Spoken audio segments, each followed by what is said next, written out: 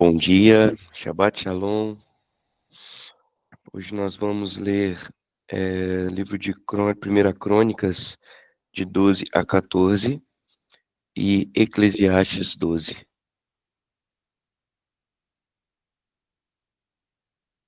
Capítulo 12. Os aliados de Davi. Estes são os que se juntaram a Davi em Ziclag, onde se escondia de Saul, filho de Quis. Eles estavam entre os combatentes que o ajudaram na guerra, tanto com a mão direita como com a mão esquerda utilizavam arco e flecha, e a funda para atirar pedras. Pertenciam à tribo de Benjamim e eram parentes de Saul. Aiezer, o chefe deles, e Joás, filhos de Semá, de Gibeá, Gesiel e Pelete, filho de Asmavete, Bereca e Jeú de Anatote, e Ismaías de Gibeon, um grande guerreiro do batalhão dos 30 e chefe deles. Jeremias, Jaaziel, Joanã, Josabade e Gederate, Elusai, Jeremote, Bealias, Semarias e Cefatias de Haruf. Os coraitas Eucana, Isias, Azarel, Joezer e Jazobeão, Joela, Zebadias, filhos de Jeroão de Gedor. Da tribo de Gade, alguns se aliaram a Davi na fortaleza no deserto. Eram guerreiros corajosos, prontos para o combate e sabiam lutar com escudo e com lança. Tinham a bravura de um leão e eram ágeis como gazelas nos montes. Ézer era o primeiro, Obadias o segundo, Eliabe o terceiro, Mismana o quarto, Jeremias o quinto, Atai o sexto, Eliel o sétimo, Joanã o oitavo, Eusabade o nono, Jeremias o décimo, Maquibanai o 11º. Todos estes de Gade eram chefes de exército. O menor valia por 100 e o maior enfrentava 1000. Foram eles que atravessaram o Jordão no primeiro mês do ano, quando o rio transborda em todas as suas margens, e puseram em fuga todos os que moravam nos vales a leste e a oeste. Outros benjamitas e certos homens de Judá também vieram a Davi na fortaleza. Davi saiu ao encontro deles e lhes disse: Se vocês vieram em paz para me ajudar, estou pronto para me unir a vocês. Se, porém, quiserem me trair e entregar aos meus inimigos, uma vez que as minhas mãos não cometeram violência, que o Deus dos nossos antepassados veja isso e julgue vocês. Então, o Espírito veio sobre Amasai, chefe do batalhão dos 30, e ele disse: Somos teus, ó Davi. Estamos contigo, ó filho de Jessé. Paz, paz seja contigo e com os teus aliados, pois o teu Deus te ajudará. Davi os recebeu e os nomeou chefes dos seus grupos de ataque. Alguns soldados de Manassés desertaram para Davi quando ele foi com os filisteus guerrear contra Saul. Eles não ajudaram os filisteus, porque os seus governantes os aconselharam e os mandaram embora, dizendo: Pagaremos com a vida, caso Davi deserte e passe para o lado de Saul, o seu senhor. Estes foram os homens de Manassés que desertaram para Davi quando ele foi a Ziclag: Adna, Josabade, Gediael, Micael, Josabade, Eliú e Ziletai, chefes de batalhões de 1000 em Manassés. Eles ajudaram Davi contra os grupos de ataque, pois todos eles eram guerreiros valentes e líderes do exército dele. Diariamente, chegavam soldados para ajudar Davi, até que o seu exército tornou-se tão grande como o exército de Deus. Este é o número dos soldados armados para a guerra que vieram a Davi em Hebrom para lhe entregar o reino de Saul, conforme o Senhor tinha dito. Da tribo de Judá, 6.800 armados para a guerra, com escudo e lança. Da tribo de Simeão, 7.100 guerreiros prontos para o combate. Da tribo de Levi, 4.600, incluindo Joiada, líder da família de Arão, com 3.600 homens. E Zadok, um jovem e valente guerreiro, com 22 oficiais da sua família. Da tribo de Benjamim, parentes de Saul, 3.000, a maioria dos quais era, até então, fiel à família de Saul. Da tribo de Efraim, 20.800 soldados valentes, famosos nos seus próprios clãs. Da metade da tribo de Manassés, 18.000, indicados por nome para fazerem Davi rei. Da tribo de Issacar, 200 chefes que eram especialistas no conhecimento dos tempos e que sabiam como Israel deveria agir. Comandavam todos os seus parentes. Da tribo de Zebulon, 50.000 soldados experientes, preparados para guerrear com qualquer tribo de arma, totalmente decididos a ajudar Davi. Da tribo de Naphtali, 1.000 oficiais com 37.000 homens armados de escudos e lanças. Da tribo de Dan, 28.600 preparados para o combate. Da tribo de Asser, 40.000 soldados experientes, preparados para o combate. Da tribo do Jordão, dos Rubenitas e dos Gaditas, e da metade da tribo de Manassés, 120.000 completamente armados. Todos esses eram homens de combate e se apresentaram voluntariamente para servir nas fileiras. Vieram a Hebrom totalmente decididos a fazer Davi rei sobre todo Israel. Todos os outros israelitas também tinham o mesmo propósito de constituir Davi rei. Eles ficaram com Davi 3 dias, comendo e bebendo, pois as suas famílias haviam fornecido provisões para eles. Os habitantes das tribos vizinhas e também de lugares distantes como Issacar, Zebulon e Naphtali trouxeram-lhes muitas provisões em jumentos, camelos, mulas e bois. Havia grande fartura de suprimentos, farinhas, bolos de figo, bolos de uvas passas, vinho, azeite, bois e ovelhas, pois havia grande alegria em Israel. Capítulo 13, o retorno da arca.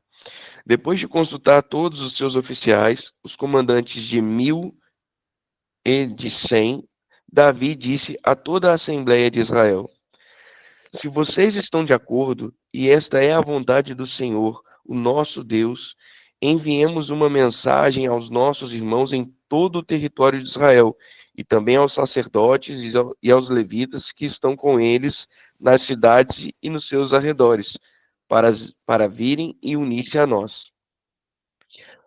Vamos trazer de volta a arca do nosso Deus, pois não nos importamos com ela durante o reinado de Saul. Toda a assembleia concordou, pois isso pareceu bom a todo o povo. Então, Davi reuniu todos os israelitas, desde o rio Sior, no Egito, até Lebo-Ramate, para trazerem de Jeriate-Jearim a arca de Deus. Davi e todos os israelitas foram a Baalá, que é em Quirate-Jearim, em Judá, para buscar a arca de Deus, o Senhor, cujo trono está entre os querubins, a arca sobre a qual o seu nome é invocado.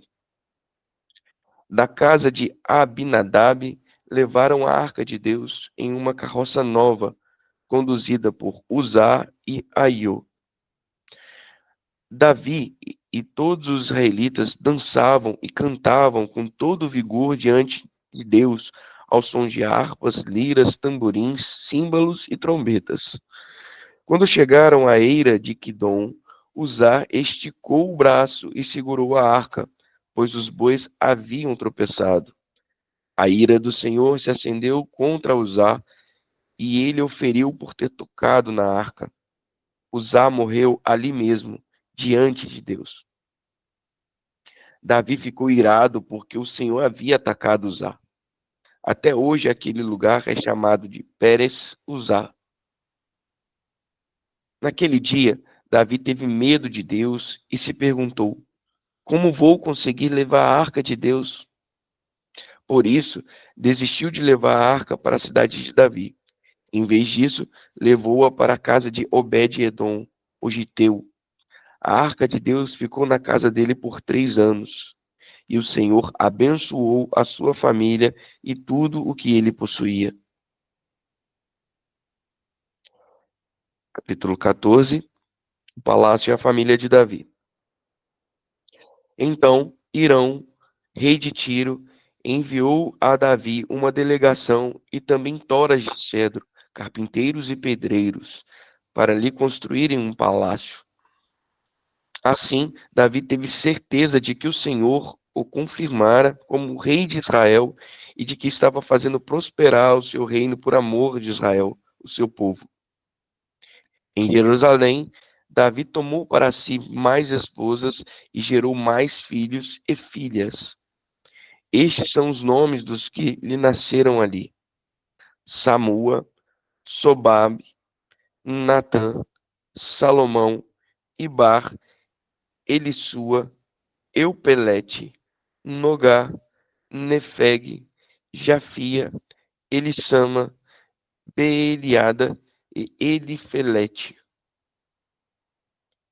Ao saberem que Davi tinha sido ungido rei de Israel, os filisteus subiram com todo o exército em busca de Davi. Ele, porém, soube disso e saiu para enfrentá-los. Tendo os filisteus invadido o vale de Refaim, Davi perguntou a Deus: Devo atacar os filisteus? Tu os entregarás nas minhas mãos? O Senhor lhe respondeu: Vá, pois eu os entregarei nas suas mãos. Então Davi e os seus soldados foram a Baal-Perazim, e lá Davi os derrotou e disse: Como as águas de uma enchente causam destruição, assim pelas minhas mãos Deus destruiu os meus inimigos. Por isso, aquele lugar passou a ser chamado Baal-Perazim. Como os filisteus haviam abandonado seus ídolos ali, Davi ordenou que fossem queimados. Os filisteus voltaram a atacar o vale. Então Davi consultou Deus novamente, que lhe respondeu: Não ataque pela frente, mas dê a volta por trás deles e ataque-os em frente às amoreiras. Assim que você ouvir um som de passos por cima das amoreiras, saia para o combate, pois este será o sinal de que Deus saiu à sua frente para ferir o exército filisteu. Davi fez como Deus lhe ordenado, e eles derrotaram o exército filisteu por todo o caminho, desde Gibeon até Gezer. Assim, a fama de Davi espalhou-se por todas as terras, e o Senhor fez que todas as nações o temessem. Amém.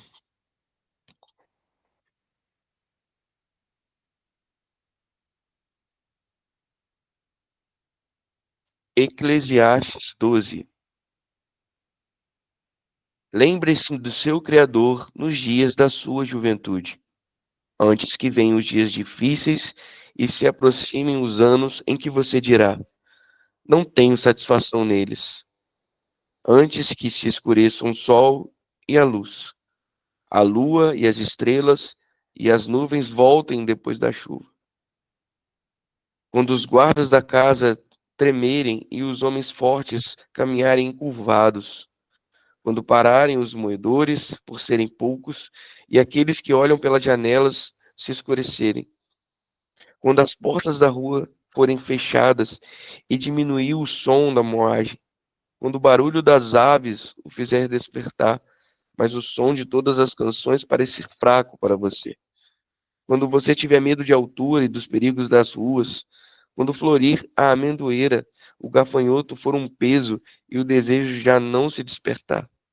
Então o homem vai para o lar eterno e as pranteadoras já vagueiam pelas ruas.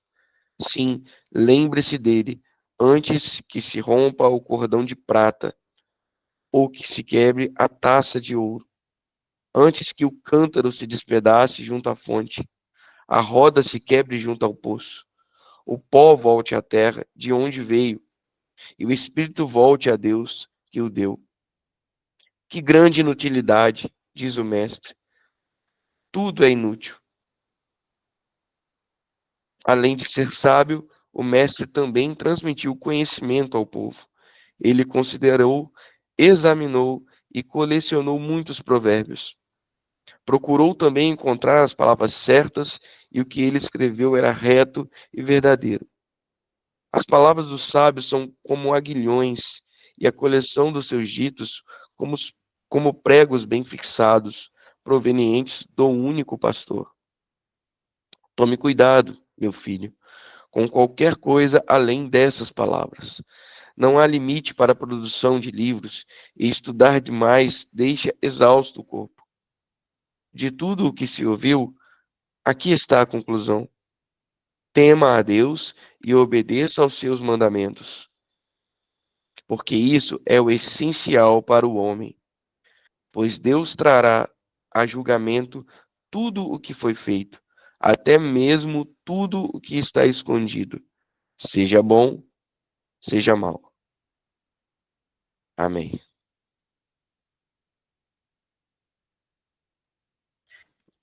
Oh, que bênção, gente. Palavra poderosa demais essa manhã. Eclesiastes 12 é forte, né? A gente fechou aqui o livro de Eclesiastes. Na segunda-feira nós vamos iniciar, se eu não me engano, Cantares, né? Então a gente fecha aqui esse livro de sabedoria, que é o livro de Eclesiastes, trazendo muitas chaves, muitos detalhes aí em cada um desses versículos aqui. Olha, cada um desses versículos dá um estudo gigantesco, poderoso. E em 1 Crônicas, nós temos aqui a referência do momento em que Davi vai trazer a arca, né, de volta ali para Jerusalém. E é interessante que, antes disso, no capítulo 12, chega ali a tribo de Benjamim, né, para se aproximar ali de Davi, tanto a tribo de Benjamim, quanto os da tribo de Judá. E Davi, ele fala algo muito interessante aqui, quando ele chega na presença deles, né?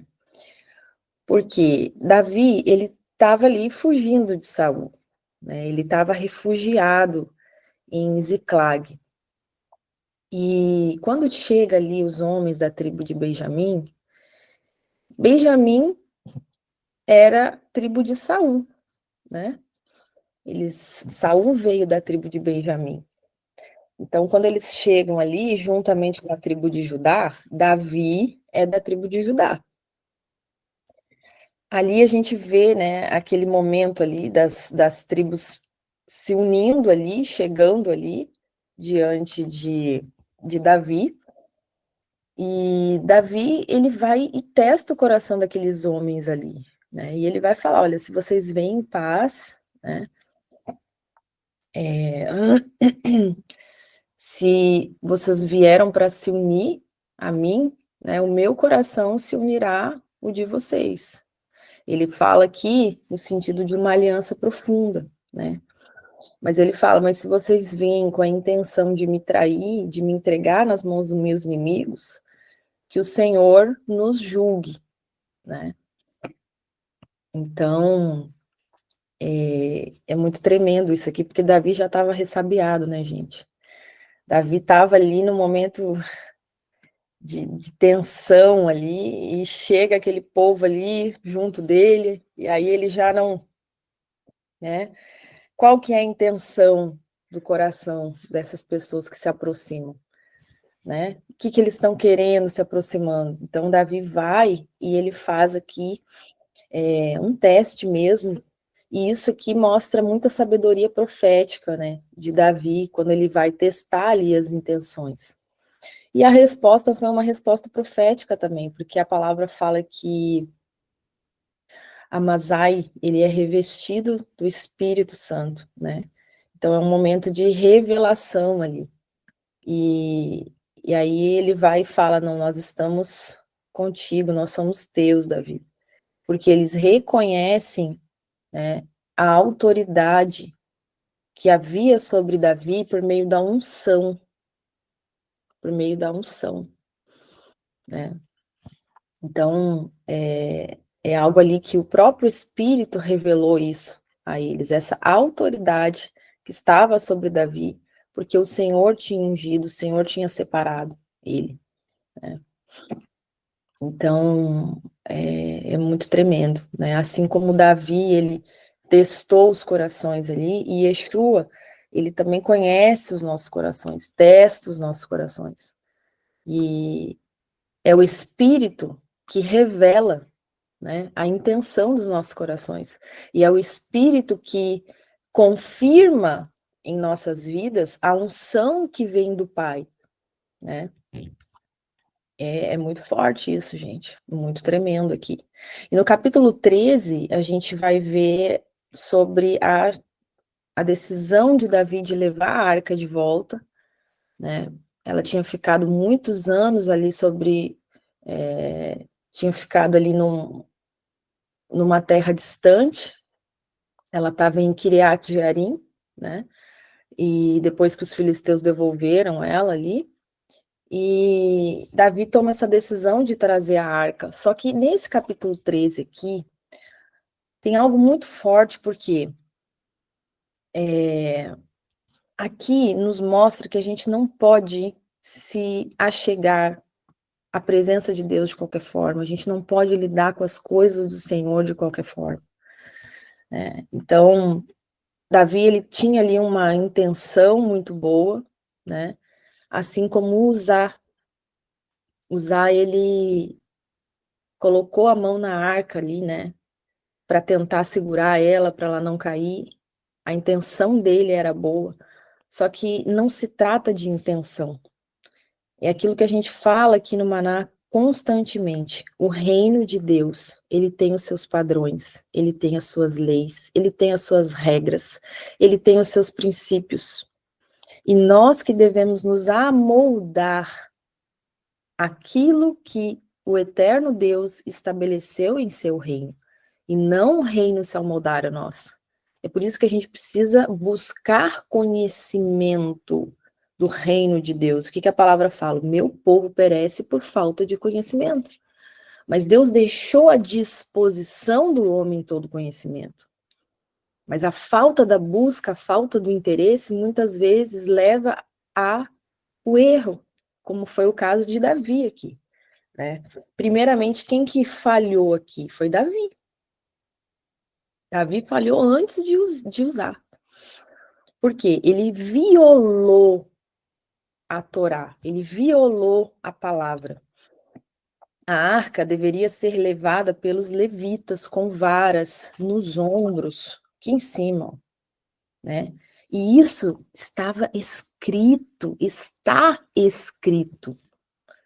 Aonde que isso está escrito? Em Êxodo. Êxodo 25, está escrito na Torá. Davi tinha acesso, Davi tinha a palavra, né? Não era para ter sido levada, a arca não era para ter sido levada em carros. Então, assim, quem que levou a arca em carros? Os filisteus. Os filisteus que colocaram a arca nos carros de bois, quando eles roubaram a arca, né? Eles botaram ali a arca nos carros. E o que Davi estava fazendo ali, o povo de Israel estava fazendo? Estava fazendo uma imitação pagã. Eles estavam usando o mesmo método que os filisteus. Em vez de usar, né, o método que Deus estabeleceu, a forma que Deus estabeleceu. Então, aqui foi uma negligência das instruções. Eles ignoraram a forma específica, gente. Meu Deus, Deus foi muito específico. E eles simplesmente ignoraram aquilo ali, né? Agora, usar, é interessante que o nome dele, o significado do nome dele é força. Então, aqui representa, né, a força humana tentando ajudar Deus, né? Então, quando os bois eles tropeçam ali, E interessante que onde que os bois tropeçaram? A palavra fala que eles tropeçaram na eira de Quidom. E em hebraico, o significado de Quidom é lugar de queima. Lugar de queima. Então, ele estendeu a mão ali com uma boa intenção, mas ele violou a santidade do Senhor. Né? Ele violou a santidade do Senhor. Então, a palavra santo em hebraico é kadosh. Significa o quê? Separado, né? Separado, é distinto. Então, a santidade de Deus, ela vai além de uma pureza, né? Ela realmente, ela transcende, é uma transcendência absoluta. É algo muito, que realmente é muito, assim, foge aqui do nosso entendimento. E usar ali é um pecador, né? Nós somos pecadores. Então, ali, quando ele toca, a presença do Senhor, ela não entra em contato com o pecado, gente. E ele toca na arca, e a arca, o que? Ela era o símbolo da presença divina, da Shekinah de Deus. Ali, ela representava ali o trono de Deus. Isso você pode ver em Salmo 80, que faz essa referência da arca, né? Então, era também ali um lugar de expiação, onde o sacerdote ali, o sumo sacerdote, colocava ali o tanque na tampa, né, da apropriação, e ali, aquele sangue ali, representava ali toda a expiação de todo o povo. Então, era um símbolo, a arca carregava um símbolo muito poderoso da presença de Deus na terra. E ele vai e toca, né, na arca. E naquele mesmo momento, ele é fulminado. Então, as boas intenções, elas nunca vão justificar desobediência. Não é porque tem uma boa intenção que você pode violar um princípio, né? Deus, ele não, em hipótese alguma, ele aceita você violar um princípio por causa de uma boa intenção. Ele tinha ali motivações que eram boas de proteger a arca, mas, né, o que a palavra fala? Melhor obedecer do que sacrificar. É isso, a gente precisa entender o que a palavra diz, não o que a gente acha, não o que a gente entende, não o que a nossa mente limitada tenta nos prender. A gente precisa expandir a visão e entender qual é a visão do Pai, qual é a visão do reino, o que ele estabelece. A palavra fala, é melhor obedecer, né, do que sacrificar. Isso está em 1 Samuel. Então, o fim não justifica os meios. Não justifica. Quando a gente viola princípios, né? Por quê? Você ser uma pessoa muito sincera, muito boa, mas sem conhecimento, pode ser bem perigoso. Pode ser bem perigoso. É o que a palavra fala. Meu povo perece por falta de conhecimento. Então, a gente vê aqui que ali, né, a situação de usar é que naquele momento ali existia uma impossibilidade do acesso humano, né, à arca ali. Não podia tocar daquela forma de hipótese alguma, né? Em Isaías 59 diz que as vossas iniquidades fazem separação entre vós e Deus. Entende? Por causa do pecado, da iniquidade, há essa separação. Então, Romanos, né, fala que todos foram destituídos da glória de Deus por causa do pecado.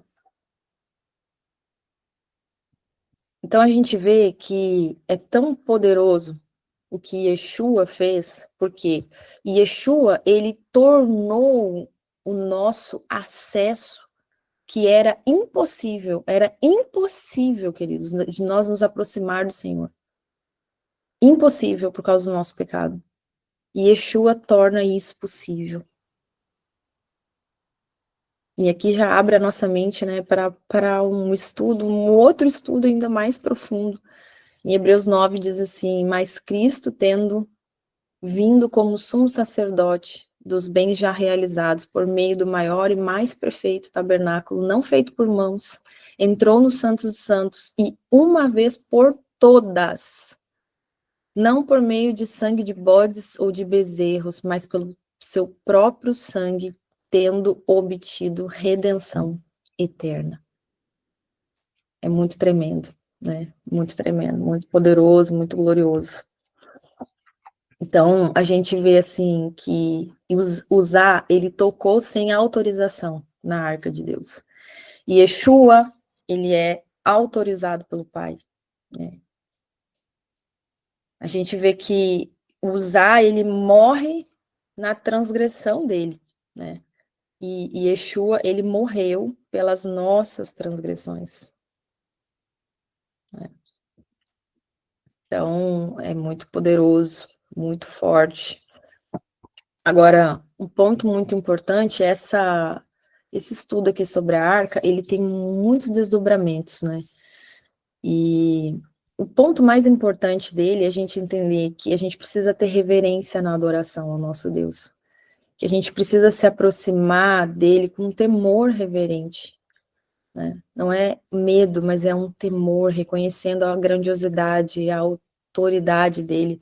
A gente não pode tornar comum chegar na presença de Deus, não pode ter uma familiaridade, sabe, casual, não pode ser algo daquela coisa do hábito que transforma aquilo comum. A gente precisa, toda vez que a gente chega na presença de Deus, precisa ter muito temor no nosso coração, né? A gente precisa buscar conhecer o reino, né? A gente não pode inventar nossos métodos de adorar a Deus.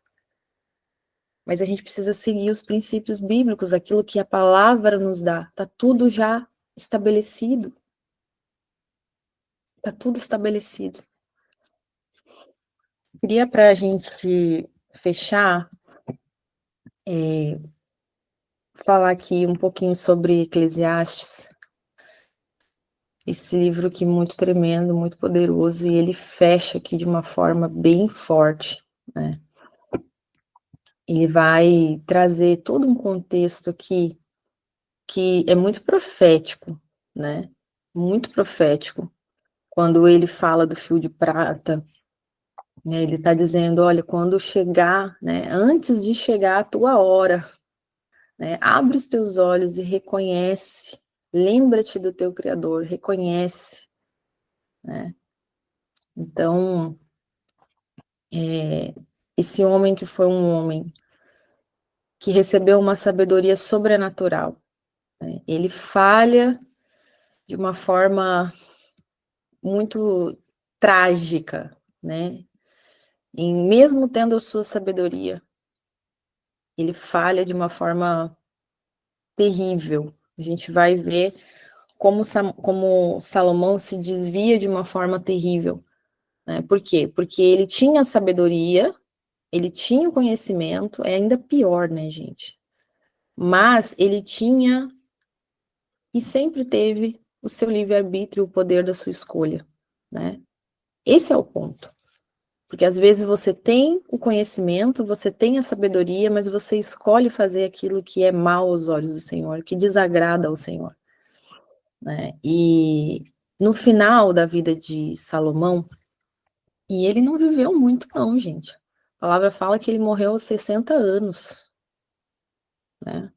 Ele não viveu muito não, porque consequências, né? Das próprias escolhas dele, o reinado dele poderia ter sido muito maior, né, muito mais extenso, poderia ter sido bem diferente. Mas ele morre ali aos 60 anos, e depois de tudo, né, que ele tinha vivido, ele vai falar aqui nos versículos finais, né? Interessante que ele fala aqui, né, sobre se atentar, né, antes que o fio de prata se rompa. Aqui ele está falando do momento mesmo da morte, né? E ele estava se aproximando aqui dela, né? E no último versículo ele vai dizer em Eclesiastes 12:13, de tudo que se tem ouvido, o fim é, teme a Deus, e guarda os seus mandamentos, porque este é o dever de todo o homem. Então aqui a gente vê que após, né, toda a investigação existencial desse homem, que era um homem sábio, né, ele buscava ali um significado, né, debaixo do sol, como ele fala várias vezes, né, ele chega a essa conclusão, né, teme a Deus. Então não é medo, mas é uma reverência profunda. É o reconhecimento de que ele é soberano, né? Essa é a base de toda a sabedoria. Teme a Deus. O temor do Senhor, né? O princípio da sabedoria é o temor do Senhor, Provérbios 1. E aí ele fala, guarda os teus mandamentos. É obediência na prática. Quando fala em guarde os seus mandamentos, é você obedecer, praticando, agindo, continuamente. É uma expressão externa do temor que você tem do Senhor interno, né? A forma como você age, ela expressa aquilo que está dentro de você. Não adianta você ouvir e você não colocar em prática. Você guardar o mandamento, a obediência, ela só é completa nas suas ações. Quando você age segundo aquilo que você está ouvindo, que você está recebendo, o conhecimento que você está adquirindo. Esse é o ponto. Ela só é confirmada, ela só existe, ela só é eficaz quando você age, né? E aí ele vai dizer que esse é o dever de todo o homem. Esse é o dever de todo homem, né? Essa é a nossa essência completa, esse é o nosso propósito total. É sobre isso. É sobre isso. Então, Salomão, ele descreve aqui no livro de Eclesiastes que a futilidade da vida sem Deus. Essa é a real, né? Essa é a verdade. Essa é a grande verdade. Então, a gente precisa trazer para o nosso dia a dia, para a nossa vivência, para o nosso cotidiano, né? Aplicar aquilo que a gente tem recebido a cada manhã, a cada ensino, a cada chave que o Senhor libera, a cada princípio que a gente alcança, que a gente entende, né? E a gente buscar viver isso, né? Um amor reverente ao Senhor, uma obediência total, que é uma resposta da gratidão, da nossa gratidão por tanto que Ele fez por nós, por tanto que Ele faz por nós, né? A verdade é que a obediência, ela precisa ser uma resposta de gratidão. Não é você obedecer por medo, né? Não é você obedecer por gratidão, pelo reconhecimento de tanto que Ele tem feito, né, a nós. Então, é muito tremendo aqui esse livro de sabedoria, né? Salomão chega aqui no final da vida dele e ele consegue, né, concluir, teme a Deus e guarda os seus mandamentos. Amém? Então, que o Senhor te abençoe nesse Shabat, que você seja renovado, fortalecido, impulsionado a buscar o reino de Deus, a conhecer os seus princípios e a viver nele. A gente vê que tanto Crônicas quanto Salomão, né, Eclesiastes, vão trazer esse mesmo aspecto. Os dois livros trazem na porção dessa manhã a importância da gente entender como Deus quer ser adorado e como nós devemos proceder na sua presença. São chaves que foram liberados sobre a tua vida. Deus te abençoe, que você tenha um Shabat glorioso na presença do Eterno. E segunda-feira estamos firmes e fortes no propósito. Shabbat Shalom, bom dia.